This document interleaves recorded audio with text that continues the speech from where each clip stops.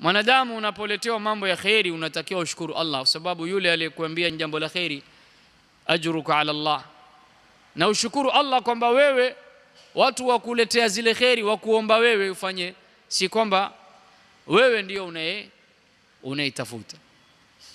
Shelewana?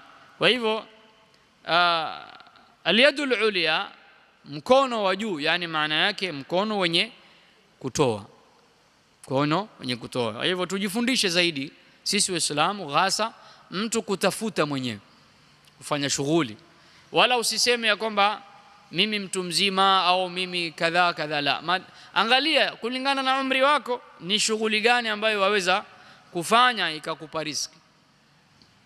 Hata uza juisi si aibu, uza kadha, au mwambie mtu hata kama akusaidie capital, atakafungua biashara kidogo, hata kama akukopeshe si aibu.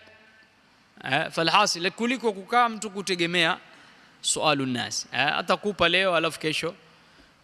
Na mshairi asema la tasalanna bunayya adama hajatan wasal alladhi abwabuhu la tuhjabu, Allahu yaghdabu in tarakta sualahu wa bunayya adama hina yusalu yaghdabu. Yani usimuombe mwanadamu haja, mlalamikia haja zako, muombe yule ambaye milango yake haifungwi. Allah anakasirika ukiacha kumuomba, lakini mwanadamu kila ukimuomba ufanya nini? Ughadhibika. Allah anakasirika wewe usipomuomba, lakini mwanadamu akiomba sana ufanya nini? Basiri.